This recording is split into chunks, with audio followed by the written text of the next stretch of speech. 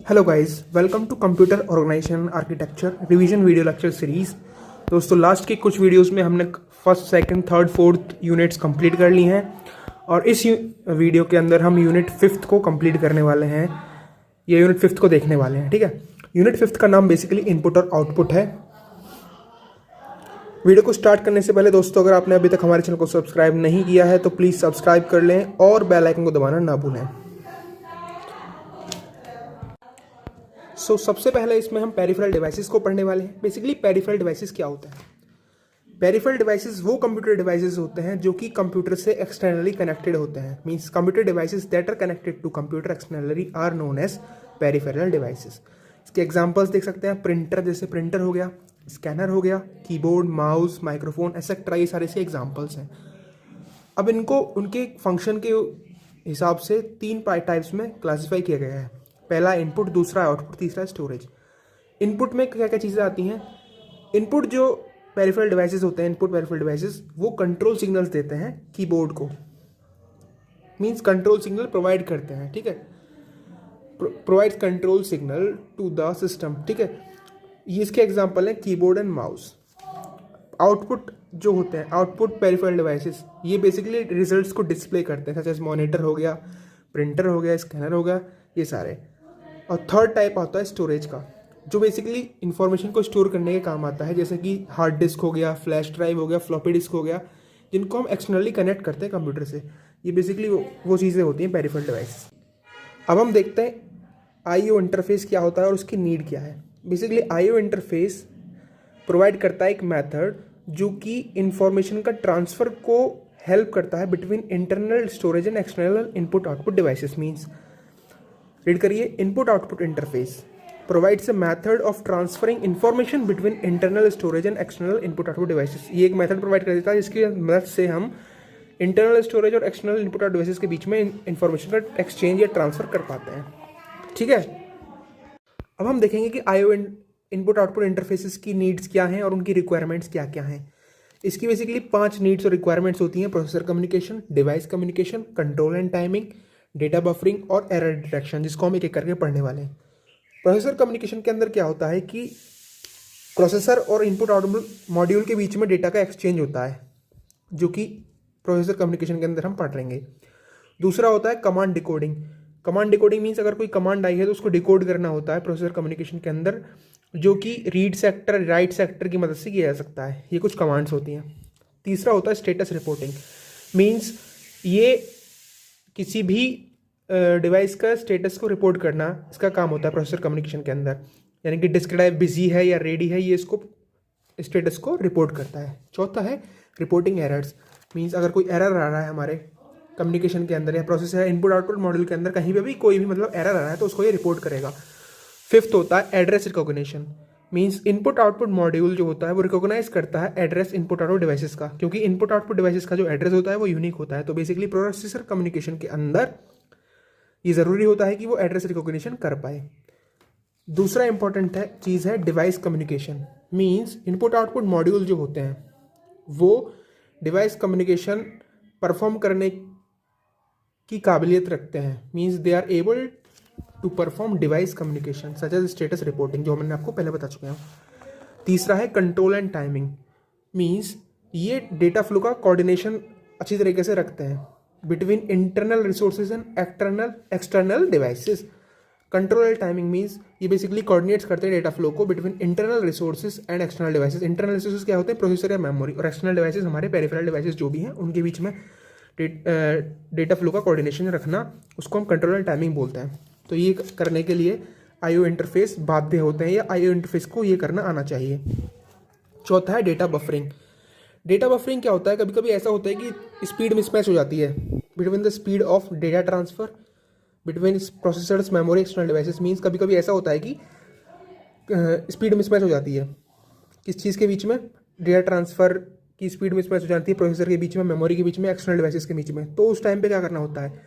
जो भी data main memory से आ रहा है उसको सेंड कर देते हैं हम इनपुट आउटपुट मॉड्यूल में, और इनपुट आउटपुट मॉड्यूल के अंदर जो डेटा बफर होता है तो उसको हम पेरिफेरल डिवाइसेस के पास भेज देते हैं। तो ये बेसिकली डेटा बफरिंग कहलाता है। ठीक है, आप समझ गए होंगे, या फिर एक बार आप ये रीड कर लीजिएगा स्क्रीनशॉट लेके। फिफ्थ है एरर डिटेक्शन। हमारे इनपुट आउटपुट इंटरफेस जो होते हैं वो एरर डिटेक्शन करने में भी अच्छी तरीके से काबिल होने चाहिए, और उस एरर को डिटेक्ट करने के बाद वो बेसिकली प्रोसेसर को उस एरर को रिपोर्ट भी करना आना चाहिए। दोस्तों, अगर आपने अभी तक हमारे चैनल को सब्सक्राइब नहीं किया है तो प्लीज़ सब्सक्राइब कर लें। हमें बहुत ज़्यादा ज़रूरत है सब्सक्राइबर्स की और आपके सपोर्ट की, इसलिए प्लीज़ सपोर्ट करें। अगला इंपॉर्टेंट क्वेश्चन है हमारे पास, इनपुट आउटपुट बस क्या होती है और इनपुट आउटपुट कमांड क्या होती है। इनपुट आउटपुट बस और इनपुट आउटपुट कमांड्स वैसे भी हम अपनी यूनिट फर्स्ट में डिस्कस कर चुके हैं, लेकिन फिर भी मैं आपको डिस्कस करके बता देता हूँ। तो इनपुट आउटपुट बस के पास बेसिकली डेटा लाइंस 3 टाइप की होती है, means consist data lines, address lines and contour lines. इसके पास 3 लाइंस होती हैं इनपुट आउटपुट बस के पास। पहली लाइन डेटा लाइन, दूसरी एड्रेस लाइन, तीसरी कंट्रोल लाइन। इनकी भी अपनी अपनी प्रॉपर्टीज़ होती हैं जो मैं आपको पहले ही बता चुका हूँ। अगर आपने मेरी लास्ट वीडियोज़ नहीं देखी हैं तो प्लीज़ लिंक डिस्क्रिप्शन में डाल दूंगा मैं प्लेलिस्ट का, वहाँ से जाकर देख लीजिएगा। दूसरा, ये कम्युनिकेशन लिंक की तरह काम करती हैं between processor and peripheral devices. ठीक है, आप इनपुट आउटपुट बस को समझ गए होंगे। अब आईओ कमांड्स को देखते हैं। आईओ कमांड्स क्या होते हैं? वो फंक्शन कोड होते हैं जो कि प्रोसेसर प्रोवाइड करता है कंट्रोल लाइंस में उस टाइम पे जब हमारा एड्रेस जो होता है वो एड्रेस लाइन के अंदर डल चुका होता है। Means input output commands the function code provide with the processor in control line at the same time when address is in the address line. ठीक है, समझ गए होंगे। ये बेसिकली 4 टाइप्स के होते हैं, एक control command, status command, output data command and input data command. Control command क्या होती है? ये बेसिकली इंफॉर्मेशन प्रोवाइड करती है पेरिफेरल डिवाइसेस को कि उन्हें क्या करना है। स्टेटस कमांड क्या करती है? ये बेसिकली टेस्ट करती है स्टेटस कंडीशंस का in the interface and peripheral. Means कोई काम हो रहा है या लाइन बिजी है या नहीं है, ये सारी चीज़ों को स्टेटस कमांड की मदद से हम पता लगा सकते हैं। ठीक है, तो सब्सक्राइब प्लीज़ कर लीजिएगा हमारे चैनल को। थर्ड है हमारे पास आउटपुट डेटा कमांड। अब आउटपुट डेटा कमांड क्या होती है? ये it cause interface to respond by transferring data from bus into one of its register. Means ये क्या करती है? ये इंटरफेस को बाध्य कर देती है कि वो रेस्पॉन्ड करे bye transferring data from bus into one of its register. समझ गए होंगे। फोर्थ है input data command. Input data command क्या करती है? इसके अंदर इंटरफेस जो होता है उसको कुछ इनपुट मिलता है फ्रॉम पेरिफेरल डिवाइसेस और उस इनपुट को ये बेसिकली बफर रजिस्टर के अंदर प्लेस कर देती है। ये इनपुट डेटा कमांड के अंदर हो रहा होता है। आई होप आपको इनपुट आउटपुट बस और इनपुट आउटपुट कमांड समझ में आ गया होगा। ये काफ़ी इंपॉर्टेंट क्वेश्चन है, ये आ जाता है। ठीक है, अब अगला क्वेश्चन है इंटरप्ट्स क्या होता है। बहुत इंपॉर्टेंट क्वेश्चन है, बहुत इंपॉर्टेंट क्वेश्चन है, इसको प्लीज़ पढ़िएगा। ठीक है, इंटरप्ट क्या होता है? बेसिकली ये सिग्नल्स होते हैं जो कि इनपुट आउटपुट इंटरफेस सेंड करता है सीपीयू के पास जब वो किसी भी इंफॉर्मेशन को सेंड करने के लिए या रिसीव करने के लिए रेडी हो जाता है। Means it is a signal sent by an input output interface to the CPU when it is ready to send information और रिसीव इंफॉर्मेशन। ठीक, दूसरा चीज़ क्या है? इंटरप्ट क्या होता है? जैसे बहुत सारे टाइम पे ऐसा हो रहा होता है कि हमारा जो इनपुट आउटपुट इंटरफेस है उसको कुछ इन्फॉर्मेशन सेंड करनी है, तो उस टाइम पे वो एक इंटरप्ट जनरेट करता है जो कि सीपीयू के पास एक सिग्नल की तरह जाता है ताकि सीपीयू को पता चल सके कि उसको कुछ काम करना है या कुछ इन्फॉर्मेशन उसको चाहिए, तो उसको हम इंटरप्ट बोलते हैं। अगला जो इंपॉर्टेंट टॉपिक इसके अंदर इंटरप्ट के अंदर वो है, ये है कि कौन कौन से मेथड्स हैं जिनकी मदद से हम आइडेंटिफाई कर सकते हैं कि इंटरप्ट का सोर्स कहाँ से आ रहा है, मीन्स इंटरप्ट जनरेट कौन कर रहा है। तो बेसिकली इसके 2 मेथड्स होते हैं, एक पोल्ड इंटरप्ट्स, एक vectored interrupts method. Polled interrupts में क्या होता है? जब इंटरप्ट रिक्वेस्ट मिल जाती है, mean on receiving an interrupt request तो microprocessor will execute a routine. जब हमारे पास एक इंटरप्ट रिक्वेस्ट आती है तो माइक्रो प्रोसेसर क्या करता है? वो एक रूटीन को एग्जीक्यूट करता है और वो रूटीन जो है वो पोल करता है हर एक डिवाइस पे, और डिवाइस पे जब पोल करता है तो पता लगाता है कि कौन से डिवाइस ने इंटरप्ट को रिक्वेस्ट किया है। कैसे करता है? क्योंकि डिवाइस के पास एक स्टेटस रजिस्टर होता है जिसके पास एक या एक से ज़्यादा इंटरप्ट रिक्वेस्ट बिट होती हैं। अगर डिवाइस जो है इंटरप्ट कॉज करता है तो उसका इंटरप्ट फ्लैग सेट हो जाता है, जिसकी वजह से पता लगा लेते हैं कि कौन सा डिवाइस जो है इंटरप्ट रिक्वेस्ट कर रहा है। So appropriate service routine will be selected and the device is serviced. Polling जो है एक एफिशिएंट मेथड है। जब बहुत सारे डिवाइसेस एक साथ इंटरप्ट कॉज करते हैं तो उस टाइम पे ये वाला जो मेथड है ये काफ़ी काम आता है, और ये सॉफ्टवेयर मेथड होता है ये सॉफ्टवेयर मेथड का यूज़ करता है आइडेंटिफाई इंटरप्ट। दोबारा समझिएगा, on receiving an interrupt request the micro processor will execute a routine. क्या होता है कि जब हमारे पास कोई भी इंटरप्ट रिक्वेस्ट आ रही है, जो मीन्स इंटरप्ट रिक्वेस्ट आ रही है, तो माइक्रो प्रोसेसर क्या करता है, माइक्रो प्रोसेसर एक रूटीन को एग्जीक्यूट कर देता है। जो रूटीन क्या करता है, वो हर डिवाइस के पास पोल करता है। तो डिवाइस का जो स्टेटस होता है, स्टेटस रजिस्टर होता है, उसके पास एक या एक से अधिक इंटरप्ट रिक्वेस्ट बिट्स होती हैं। अगर डिवाइस ने इंटरप्ट कॉज किया है तो उसका इंटरप्ट फ्लैग सेट हो जाता है और अप्रोप्रिएट सर्विस रूटीन जो हमने एग्जीक्यूट की थी माइक्रो प्रोसेसर की मदद से, उसको सेलेक्ट करते हैं और डिवाइस को सर्विस कर दिया जाता है। तो ये बेसिकली पोल्ड इंटरप्ट के अंदर हो रहा होता है। अगला है वेक्टर्ड इंटरप्ट्स। वेक्टर इंटरप्ट्स जो है बेसिकली वो मॉडर्न कंप्यूटर्स के अंदर यूज होते हैं और इनको हम हार्डवेयर आइडेंटिफिकेशन भी बोलते हैं। इसके अंदर ईच वेक्टर जो होता है वो एक इंटरप्ट नंबर से आइडेंटिफाई किया जाता है, जो कि 0 से 255 की रेंज में होता है, and provides the processor with the means of addressing the appropriate interrupt handler. एक एप्रोप्रिएट इंटरप्ट हैंडलर की मदद से हम इन इंटरप्ट्स को हैंडल करते हैं। वेक्टर एड्रेस जो होता है उसको हम डिटरमाइन कर सकते हैं by multiplying the vector number by 4। जो हमारे पास वेक्टर नंबर होता है उसकी मदद से हम वेक्टर एड्रेस को डिटरमाइन कर सकते हैं। ये वेक्टर इंटरप्ट्स होते हैं जो कि मॉडर्न कंप्यूटर्स में यूज़ हो रहे होते हैं। इनको हम हार्डवेयर आइडेंटिफिकेशन भी बोलते हैं। हर वेक्टर को हम आइडेंटिफाई कर सकते हैं बाय एन इंटरप्ट नंबर जो कि 0 से 255 की रेंज में होता है, और वेक्टर एड्रेस को हम डिटरमाइन कर सकते हैं by multiplying it's vector number by 4। I hope आपको समझ में आ गया होगा। अगर अभी तक समझ में आया है तो प्लीज़ सब्सक्राइब कर दें और कमेंट करके बता दें कि आपको समझ में आ रहा है या नहीं आ रहा है। अगला इंपॉर्टेंट क्वेश्चन है कि कौन कौन से सीक्वेंसेस या प्रोसेसर ऑकर होते हैं जब इंटरप्ट हमारा जनरेट होता है या इंटरप्ट ऑकर होता है। तो बेसिकली ये 6 स्टेप्स ऑकर्स होते हैं जब कभी भी एक इंटरप्ट ऑकर होता है। तो ये काफ़ी इंपॉर्टेंट क्वेश्चन है, प्लीज़ करके जाइएगा। और आपको पता ही होगा 5th और 4th यूनिट जो है ये काफ़ी स्कोरिंग यूनिट्स हैं, इनको प्लीज़ अच्छे से करके जाइएगा अगर आपको पासिंग मार्क्स गेन करने हैं तो, क्योंकि इनके अंदर से डायरेक्ट क्वेश्चंस आते हैं और सारे ही थ्योरेटिकल क्वेश्चंस हैं। तो आप इजीली इनको पढ़ के जाएंगे तो आप अच्छी तरीके से पास मार्क्स ले आएंगे। चलो शुरू करते हैं। जब 6 स्टेप्स हो रहे होते हैं जब भी कोई इंटरप्ट ऑकर होता है, सबसे पहला स्टेप जो होता है वो है इंटरप्ट रिकॉग्निशन का। इसके अंदर क्या करता है, इसके अंदर क्या होता है, इंटरप्ट का रिकॉग्निशन होता है। Means processor determines which device और CPU component made the request with the help of activation of interrupt request line. इस स्टेप के अंदर प्रोसेसर ये डिटरमाइन करता है कि कौन सा डिवाइस जो है या सीपीयू कंपोनेंट जो भी है उसने रिक्वेस्ट डाली है या इंटरप्ट डाला है, उसको ये डिटरमाइन करता है या रिकॉग्नाइज करता है। कैसे रिकॉग्नाइज करता है, with the help of interrupt request line जो कि हमने एक्टिवेट कर दी होती है। दूसरा होता है स्टेटस सेविंग। स्टेटस सेविंग जो स्टेप है इसके अंदर क्या हो रहा है, status of the flag is saved. जिस डिवाइस ने इंटरप्ट को रिक्वेस्ट किया है या इंटरप्ट किया है उसका फ्लैग जो होता है उसको सेव कर लिया जाता है और रजिस्टर जो होता है उसका चेंज कर दिया जाता है bye service routine, so that it may be restored after service routine is finished. ये इस वाले प्रोसेस के अंदर हो रहा होता है। स्टेटस सेविंग के अंदर status of the flag is saved and registered that may be changed by service routine, so they may be restored after service routine is finished. ये स्टेटस सेविंग के अंदर होता है। तीसरा है इंटरप्ट मास्किंग। सारे इंटरप्ट जो भी एक टाइम पे जनरेट हुए हैं उन सबको मास्क कर दिया जाता है ताकि कोई और इंटरप्ट उस टाइम पर प्रोसेस ना हो before the processor status is saved. ठीक है, फिर उस इंटरप्ट को एक्सेप्ट कर लिया जाता है जिसकी हाईएस्ट प्रायोरिटी होती है। ये तीसरे वाले स्टेप में हो रहा होता है इंटरप्ट मास्किंग के अंदर। चौथा है इंटरप्ट एक्नॉलेजमेंट।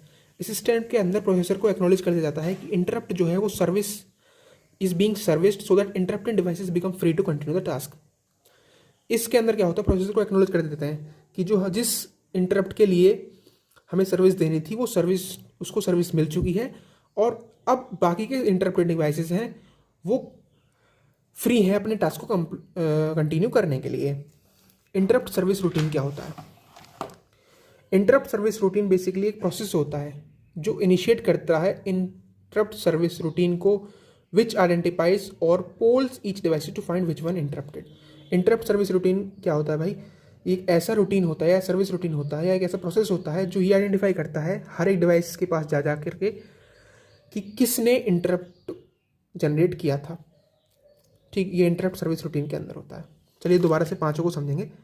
सबसे पहले इंटरप्ट का रिकॉग्निशन होगा कि किसने इंटरप्ट को डाला है, तो प्रोसेसर क्या करेगा, वो इंटरप्ट को रिकॉग्नाइज कर लेगा by the help of interrupt request line. उसके बाद जिस डिवाइस ने इंटरप्ट को जनरेट किया है उसको हम उसके स्टेटस को हम सेव कर लेंगे, ताकि बाद में जब हमें रिस्टोरेशन का प्रोसेस लगाना पड़े तो उसको रिस्टोर कर देंगे। इंटरप्ट मास्किंग के अंदर क्या करते हैं, सारे इंटरप्ट जो भी एक टाइम पे हों उन सबको मास्क कर देते हैं, ताकि कोई भी अदर इंटरप्ट उस टाइम पे परफॉर्म ना हो सके, और जिसकी भी सबसे हाईएस्ट प्रायोरिटी होती है इंटरप्ट की, उसके लिए हम सर्विस डाल देते हैं या उसको सर्विस में ले लेते हैं। चौथा जो है उसमें इंटरप्ट एक्नॉलेजमेंट होता है, जिसके अंदर ये पता चलता है कि हमारा जिस भी इंटरप्ट को हमने हाईएस्ट प्रायोरिटी के अंदर सर्विस करने के लिए चूज़ किया था वो उसकी सर्विस पूरी हो चुकी है, अब बाकी के इंटरप्ट्स को हम सर्विस कर सकते हैं। इंटरप्ट सर्विस रूटीन क्या होती है? इंटरप्ट सर्विस रूटीन बेसिकली एक ऐसा प्रोसेस होता है जिसमें कि ये पता लगाते हैं किसने इंटरप्ट को जनरेट किया था। छठा और इम्पोर्टेंट है रिस्टोरेशन एंड रिटर्न।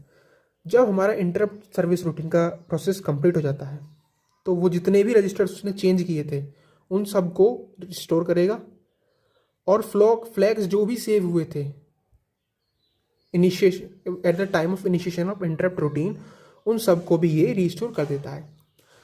अब कैसे पता चलता है कि सर्विस जो है वो करेक्टली हुई है हमारी?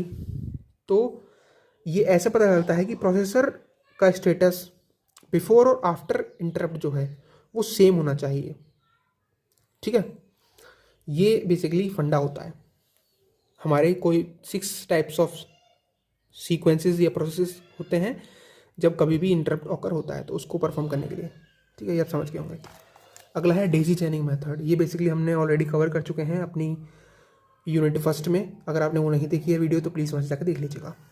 क्लासिफिकेशन ऑफ इंटरप्ट्स, ये काफ़ी इंपॉर्टेंट टॉपिक है। बेसिकली हम इंटरप्ट्स को 6 टाइप्स में क्लासीफाई करते हैं। एक हार्डवेयर एंड सॉफ्टवेयर इंटरप्ट्स होते हैं, एक vectored and non vectored interrupts होते हैं, एक maskable and non maskable interrupts होता है। ये इंपॉर्टेंट है। हार्डवेयर इंटरप्ट्स कौन से होते हैं ये आप देखिएगा। Interrupts initiated by external hardware by sending signal to the interrupt pin of CPU are called hardware interrupts। ये ऐसे इंटरप्ट्स होते हैं जो कि एक्सटर्नल हार्डवेयर जो होता है वो इनिशिएट करता है। कैसे इनिशिएट करता है? By sending signal to the interrupt pin of CPU। Hardware interrupts कुछ ऐसे एक्सटर्नल इंटरप्ट्स होते हैं जो कि CPU के इंटरप्ट पिन को कुछ सिग्नल सेंड कर देते हैं। ये एक एक्सटर्नल हार्डवेयर की वजह से हो रहा होता है। जो भी इंटरप्ट्स एक्सटर्नल हार्डवेयर इनिशिएट करता है उनको हम हार्डवेयर इंटरप्ट्स बोलते हैं। सॉफ्टवेयर इंटरप्ट क्या होता है? ये बेसिकली प्रोग्राम इंस्ट्रक्शंस होते हैं, ठीक है, जिनको हम किसी भी प्रोग्राम के अंदर डाल देते हैं और CPU उन्हें आइडेंटिफाई कर देता है, या CPU के सब एनकाउंटर होते हैं तो इंटरप्ट इनिशिएट हो जाता है। ये बेसिकली सॉफ्टवेयर इंटरप्ट्स की कहानी होती है। अगले हैं हमारे पास वेक्टर्ड इंटरप्ट्स और नॉन वेक्टर्ड इंटरप्ट्स। इनके बीच का डिफरेंस बहुत ज़रूरी है। वेक्टर्ड इंटरप्ट्स वो इंटरप्ट्स होते हैं जो इंटरप्ट रिक्वेस्ट जनरेट करते हैं और identify itself directly to the processor, और वो खुद ही प्रोसेसर को आइडेंटिफाई कर लेते हैं। नॉन वेक्टर इंटरप्ट्स जो होते हैं वो प्रीडिफाइंड नहीं होते हैं, या उनका वेक्टर एड्रेस प्रीडिफाइंड नहीं होता है नॉन वेक्टर इंटरप्ट्स का, जबकि वेक्टर इंटरप्ट्स का एड्रेस प्रीडिफाइंड होता है। वेक्टर इंटरप्ट्स का मेमोरी जो होता है वो है fixed memory location for transfer of control for normal execution. Vector interrupt के पास फिक्स्ड मेमोरी लोकेशन होता है जब वो किसी भी नॉर्मल एग्जीक्यूशन के लिए ट्रांसफर ऑफ कंट्रोल को परफॉर्म करता है, लेकिन वहीं नॉन वेक्टर इंटरप्ट के पास फिक्स्ड मेमोरी लोकेशन नहीं होता है। तीसरा डिफरेंस है कि इनके पास मेमोरी एड्रेस होता है, इनके पास मेमोरी एड्रेस नहीं होता है। चौथा है इनका रेस्पॉन्स टाइम इनका स्लो होता है वेक्टर इंटरप्ट का, इनका रेस्पॉन्स टाइम हाई होता है। इसका एग्जाम्पल ट्रैप है और इसका एग्जाम्पल INTR है जो हम आपको पढ़ा चुके हैं। अगला जो इम्पोर्टेंट क्वेश्चन है वो है मास्केबल इंटरप्ट्स और नॉन मास्केबल इंटरप्ट्स कौन से होते हैं। मास्केबल इंटरप्ट्स अभी मैंने आपको बताया था कौन से इंटरप्ट्स जो मास्क हो चुके हैं और जिनकी रिक्वेस्ट को हम आइदर एक्सेप्ट कर सकता है प्रोसेसर या रिजेक्ट कर सकता है, उन इंटरप्ट्स को हम मास्केबल इंटरप्ट्स बोलते हैं। जो आपने अभी लास्ट जो प्रोसेस पढ़ा था मैं इसी वीडियो में, उसके अंदर आपने सुना होगा मास्क मीन्स कौन, जब इंटरप्ट्स को मास्क कर देते थे तो और भी कोई इंटरप्ट जो है उनकी रिक्वेस्ट को नहीं लिया जा सकता था। तो maskable interrupts are the interrupts who request can be either accepted और रिजेक्टेड। ठीक है। नॉन मास्केबल इंटरप्ट्स कौन से होते हैं? ये वैसे वाले इंटरप्ट्स होते हैं जिनकी रिक्वेस्ट को ज़रूर डेफिनेटली एक्सेप्ट करना देना चाहिए by CPU. Interrupts whose request has to be definitely accepted by CPU are known as non-maskable interrupts. ये कुछ टॉपिक्स हैं, level triggered, edge triggered, hybrid interrupts. इनको प्लीज़ आप अपनी क्वांटम से रेफर कर लीजिएगा, रेपर 5.9. सो गाइज, यूनिट 5 का पार्ट 1 हमने कंप्लीट कर लिया है. पार्ट 2 अगर आपको चाहिए तो प्लीज़ कमेंट करिएगा. And thanks guys for watching the video. Please subscribe because we need your support.